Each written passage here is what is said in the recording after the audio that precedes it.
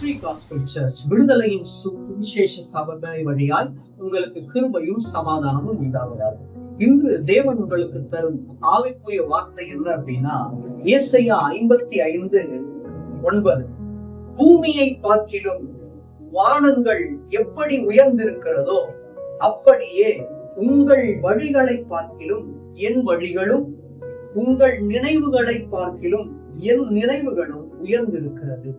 இப்ப நல்லா புரிஞ்சுக்கோங்க, நம்முடைய நினைவுகள் எல்லாமே பூமிக்குரிய வாழ்க்கைக்காகவே இருக்கிறது. ஆனா தேவனுடைய நினைவுகள் வானம் போல உயர்ந்திருக்கிறது. நம்முடைய நினைவுகளை பார்க்கிலும் தேவனுடைய நினைவுகள் உயர்ந்திருக்கிறது. இதுல 8ஆம் வசனத்தை கூட நான் வாசிக்கிறேன் பாருங்க. என் நினைவுகள் உங்கள் நினைவுகள் அல்ல, உங்கள் வழிகள் என் வழிகளும் அல்லவென்று கர்த்தர் சொல்லுகிறார். அப்போ நம்மளுடைய நினைவுகள் எல்லாமே குறுகிய காலகட்டத்துக்கு மட்டும்தான் இருக்கும். ஆனா தேவனுடைய நினைவுகள் நம்முடைய நினைவுகளை காட்டிலும் மேம்பட்டதா இருக்கும். நம்முடைய நினைவுகள்ல ஆபத்து இருக்கலாம், அவருடைய நினைவுகள்ல ஒரு ஆபத்தும் இருக்காது. அவ்வாறு ஆபத்தை இருந்தாலும் தேவன் நம்மோடு இருப்பார்.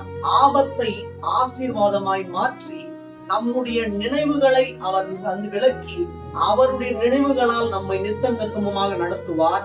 அவருடைய வழிகள்ல நடத்தி நம்ம இன்னுமாக மேம்பட்டவர்களாய் பரிசுத்த ஆவியானவருக்குள்ள அவர் நம்மை நடத்தி இன்னுமாக ஆசீர்வதிக்க வல்லவராயிருக்கிறார். தேவன் தாமே உங்கள் யாவரையும் ஆசீர்வதிப்பாராம். ஆமென்.